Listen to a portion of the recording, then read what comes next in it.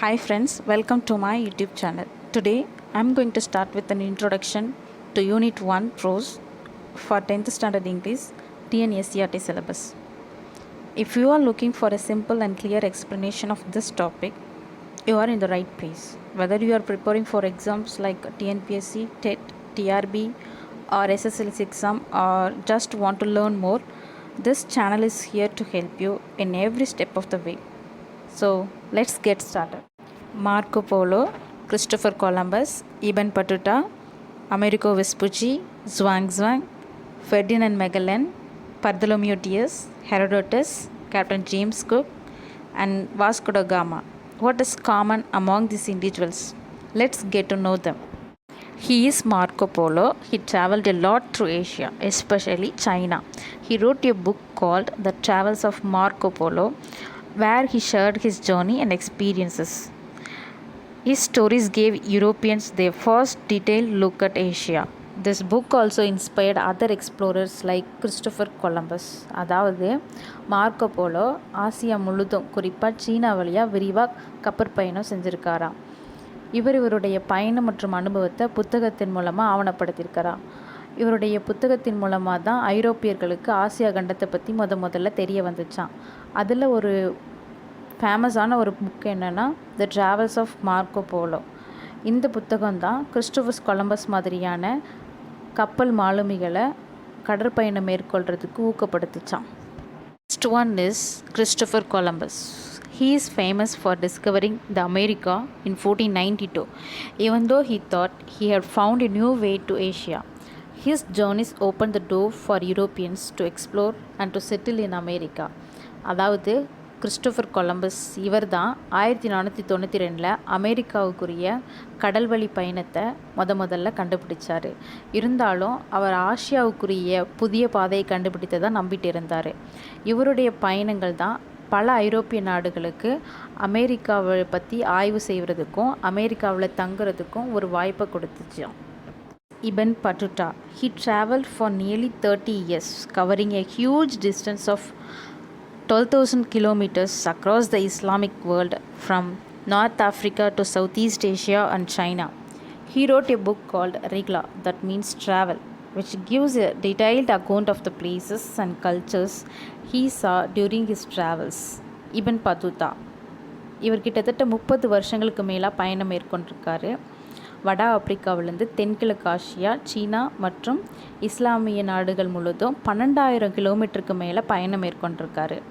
இவருடைய புத்தகத்தோட பேர் ரிக்லா, அதாவது பயணம். இவர் அந்த புத்தகத்தில் தனது பயணத்தின் போது சந்தித்த கலாச்சாரம், அரசியல் மற்றும் சமூகத்தை பற்றி விரிவாக அதில் சொல்லியிருக்காரு. Amerigo வெஸ்புச்சி. He was one of the first to realize that the lands Columbus found were not parts of Asia but a new continent. The Americas are named after him. He explored the coast of South America, especially around present-day Brazil, and made maps of the area. Amerigo Vespucci, அதாவது இவர் கொலம்பஸால் கண்டுபிடிக்கப்பட்ட நிலம்லாம் ஆசியாவுடைய பகுதியில் இது ஒரு புதிய கண்டத்துடைய ஒரு பகுதி அப்படின்னு முதல்ல சொன்னது இவர் தான். அதே மாதிரி அமெரிக்காங்கிற பேர் இவருடைய பேரில் தான் எடுக்கப்பட்டுச்சு. இவர் தென் அமெரிக்காவோட கடற்கரை பகுதியை, குறிப்பாக இன்றைய பிரேசிலுடைய ஒரு பகுதியை ஆராய்ஞ்சு அதை வரைபடமாக ஆக்கியிருக்காரு. He is Zhuangzi. He was a Chinese Buddhist monk who traveled to India to get sacred Buddhist texts. His journey took him to many regions in Asia. When he returned to China, he translated and shared a lot of knowledge about Buddhism and Indian culture, which greatly influenced Chinese Buddhism. ஜுவாங்ஸாங் ஒரு சீன பௌத்த துறவி. அவர் புனித புத்த நூல்களை பெறதுக்காக தான் இந்தியாவுக்கு பயணம் வந்தார். ஆசியாவுடைய பல பகுதிகளில் இது வரைக்கும் பயணம் மேற்கொண்டிருக்காரு. அவர் சீனாவுக்கு திரும்பினதும் சீன பௌத்தத்தில் ஒரு குறிப்பிடத்தக்க தாக்கத்தை ஏற்படுத்திய புத்த மதம் மற்றும் இந்திய கலாச்சாரத்தை பற்றி ஜுவாங்ஸாங் மொழிபெயர்த்து மறுபடியும் இந்தியாவுக்கு கொண்டு வந்தார். Ferdinand Magellan. He led the first expedition to sail all the way around the world, proving that the earth is round and showing how big the Pacific Ocean really is. He also found and sailed through the strait at the southern tip of South America, which is now called the Strait of Magellan. Ferdinand Magellan தான் முதல்ல பூமி உருண்டையானதுங்கிறதையும் Pacific பெருங்கடல் நாமெல்லாம் நினைக்கிறத விட மிகப்பெரியது அப்படிங்கிறதையும் இந்த உலகத்துக்கு நிரூபித்து இந்த உலகத்தை சுற்றி வர்றதுக்கான முதல் பயணத்தையும் ஆரம்பித்தார்.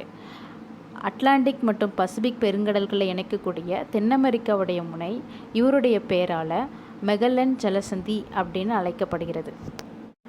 பர்தலோமியோ டியஸ். He was the first European to sail around the southern tip of Africa, known as the Cape of Good Hope, opening the way to Asia by sea. His voyage was important because it helped future Portuguese explorers find a sea route to India. பர்தலோமியோ டியஸ் இவர் தான் Atlantic மற்றும் இந்திய பெருங்கடல் வழியாக ஆசியாவுக்கு கடல் வழியை திறந்து ஆப்பிரிக்காவுடைய தெற்கு முனையான கேப் ஆஃப் குட் ஹோப்பை சுற்றி பயணம் செஞ்ச முதல் ஐரோப்பியர். இவர் போர்த்துகீசிய ஆய்வுக்கு முன்னோடியாக இருந்தார். இவருடைய இந்த பயணம் எதிர்கால போர்த்துகீசிய ஆய்வுகளுக்கும் இந்தியாவுக்கு கடல் வழி அமைப்பதற்கும் அடித்தளமாக இருந்தது. Herodotus. He is often called the father of history because of his work, The Histories, where he recorded the events of the Greco-Persian Wars and described different cultures and lands. He traveled a lot in the ancient world and wrote about the history, geography and customs of the places he visited. Herodotus இவர் தான் வரலாற்றுடைய தந்தை அப்படின்னு அழைக்கப்படுகிறார். கிரேக்க பாரசீக போர்களுடைய நிகழ்வுகளை பதிவு செஞ்சது மட்டும் இல்லாமல் பல நாடுகளுடைய கலாச்சாரங்கள் மற்றும் நிலங்களை பற்றி விரிவாக விளக்கத்தோடு கூடிய த ஹிஸ்ட்ரிஸ் அப்படிங்கிற புத்தகம் எழுதுனதுக்காக இவர் அப்படி அழைக்கிறோம்.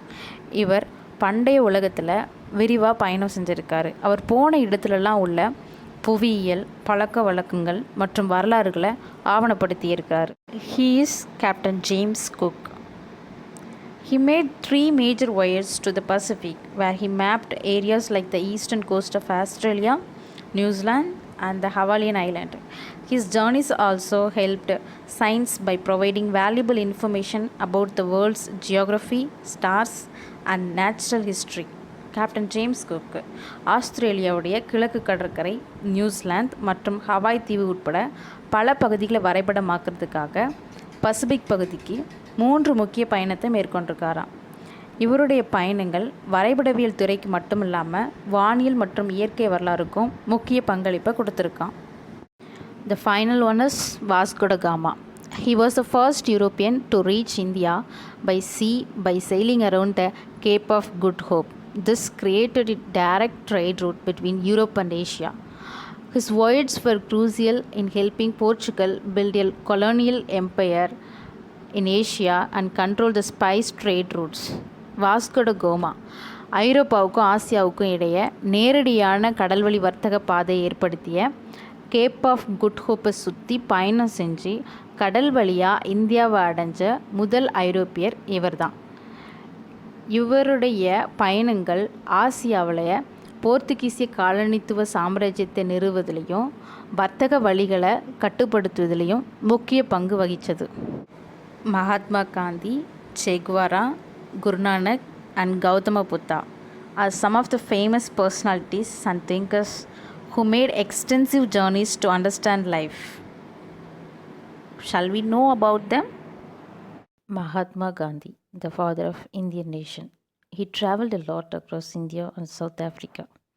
During these travels, he developed his ideas about nonviolence and peaceful protests, which he used to lead the India's fight for independence.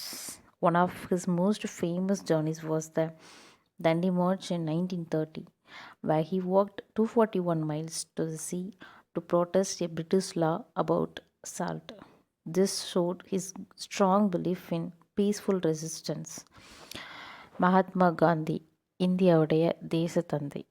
India மற்றும் தென்னாப்பிரிக்கா முழுதும் விரிவாக பயணம் செஞ்சுருக்காரு. இங்கெல்லாம் அவருடைய அகிம்சை மற்றும் ஒத்துழையாமை தத்துவத்தை வளர்த்து நடைமுறைப்படுத்தியிருக்காரு. இது இந்திய சுதந்திரத்தில் இவருடைய தலைமையில் மூலக்கல்லாவே மாறிடுச்சு.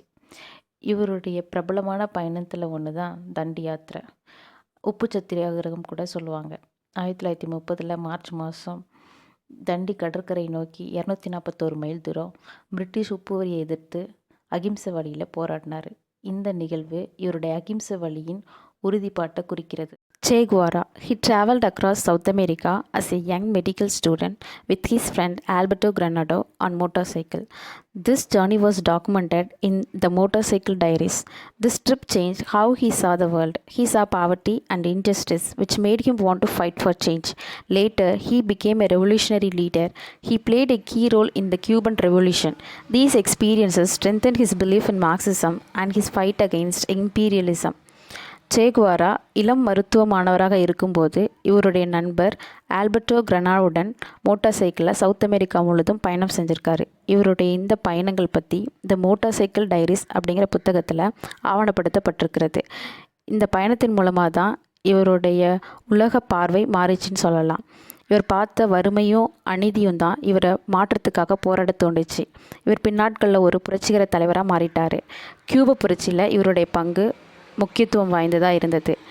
இந்த புரட்சியின் மூலமாக இவர் பெற்ற அனுபவங்கள் தான் இவரை ஏகாதிபத்தியத்துக்கு எதிராக போராட்ட தூண்டியது மட்டும் இல்லாமல் மார்க்சிசத்தின் மேலே இவருடைய நம்பிக்கையை உறுதிப்படுத்திச்சின்னு சொல்லலாம். Guru Nanak, who started the Sikh religion, went on a long journeys across India and other places. During these travels, he taught people about equality, love, and devotion to one God, and he spoke out against the caste system. These journeys helped him spread the ideas of Sikhism, which teach that everyone is equal and should live in peace and harmony. சீக்கிய மதத்தை நிறுவன குருநானக் இந்திய துணைக்கண்டம் முழுதும் விரிவான பயணங்களை செஞ்சுருக்காரு. சமத்துவம், அன்பு, கடவுள் பக்தி இதை பற்றிலாம் இவர் பேசியிருக்காரு. சாதி அமைப்பு அப்புறம் மத மரபுகளுக்கெலாம் எதிரானவர் இவர். இவருடைய பயணங்கள் தான் சமத்துவம், சமூக நீதி, வகுப்பு நல்லிணக்கம் இதோடைய கொள்கைகளை அடிப்படையாக கொண்ட சீக்கிய மதத்துக்கு அடித்தளமாக அமைந்துச்சு.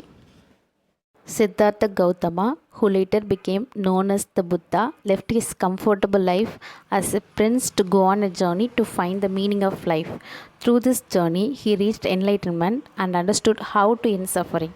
After becoming enlightened, Buddha spent his life traveling and teaching others about his discoveries, which became the foundation of Buddhism. புத்தரா மாறிய சித்தார்த்த கௌதமர் தனது இளவரச வாழ்க்கையை திறந்து ஆன்மீக கண்டுபிடிப்பு பயணத்தை தொடங்கினார். இது அவரை போதி மரத்தின் கீழே ஞானம் பெற வழிவகுத்தது. உண்மை மற்றும் வாழ்க்கையின் அர்த்தத்தை தேடும் அவரது பயணங்கள் பௌத்தத்தின் அடிப்படையாக அமைந்தன.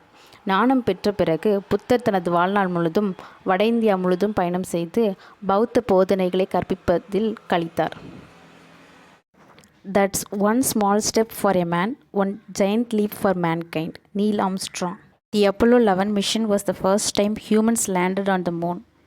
It launched from Cape Kennedy on July 16, 1969. Neil Armstrong, Edwin Aldrin, and Michael Collins were the American astronauts who traveled in Apollo 11 spaceflight. On July 20, 1969, Neil Armstrong became the first human to walk on the moon. At the time, he said these famous words, "That's one small step for a man, one giant leap for mankind." This mission fulfilled a goal set by President John F. Kennedy to beat the Soviet Union in the race to put people on the moon. International Moon Day is celebrated on July 20 every year. This day was chosen because it is the anniversary of the first time a human walked on the moon in 1969. The United Nations started recognizing this day in 2021. Apollo 11 அப்படிங்கிற ஒரு விண்வெளி விமானம் தான் முதல்ல மனுஷங்களை நிலாவில் இறக்கிச்சான். அது ஜூலை 16, 1969 அன்று கேப் கென்னடியிலேருந்து ஏவப்பட்டுச்சான். நீல் ஆம்ஸ்ட்ராங், எட்வின் ஆல்ட்ரின், அப்புறம் மைக்கேல் கொலின்ஸ் இந்த 3 பேரும் அமெரிக்க விண்வெளி வீரர்கள். இவங்க 3 பேரும் தான் அப்போலோ 11 பயணம் செஞ்சாங்க. ஜூலை 20, 1969 நீல் ஆம்ஸ்ட்ராங் சந்திரனில் நடந்த முதல் மனிதரானார். அப்போ தான் இந்த புகழ்பெற்ற வார்த்தையை அவர் சொன்னார். இது மனிதனுக்கு ஒரு சின்ன அடி தான், ஆனால் மனித குலத்துக்கு ஒரு மிகப்பெரிய பாய்ச்சல் அப்படின்ட்டு. சந்திரனில் மனிதர்களை ஏற்றி செல்லக்கூடிய போட்டியில் சோவியத் யூனியனை வீழ்த்துறதுக்காக அப்போதைய அமெரிக்க ஜனாதிபதி ஜான் எஃப் கென்னடி நிர்ணயித்த இலக்கை இந்த அப்போலோ 11 பணி நிறைவேற்றிச்சு. மனித வரலாற்றில் இந்த முக்கியமான நிகழ்வை நினைவு கூர்ற வகையில் ஐக்கிய நாடுகள் சபை இந்த நாளை 2021 அங்கீகரிச்சிச்சு. அப்போதிலிருந்து சர்வதேச நிலவு தினம் ஆண்டுதோறும் ஜூலை 20 கொண்டாடப்படுகிறது. These people traveled not just to see new places but to learn and understand life better. Their journeys helped them change the world by sharing their wisdom and bringing about positive changes. இந்த புகழ்பெற்ற மனிதர்கள்லாம் புதிய இடத்த பார்க்கறதுக்காக மட்டும் இல்லை, புதியன கற்றுக்கொள்வதுக்காகவும் வாழ்க்கையோட அர்த்தத்தை புரிந்து கொள்வதுக்காகவும் பயணம் செஞ்சாங்க. இவர்களுடைய பயணத்தின் மூலமாக இவங்க பெற்றுக்கொண்ட அறிவை இந்த உலகத்துக்கு தெரிவித்து இந்த உலகத்தில் நேர்மறையான மாற்றங்களை ஏற்படுத்தியிருக்காங்க.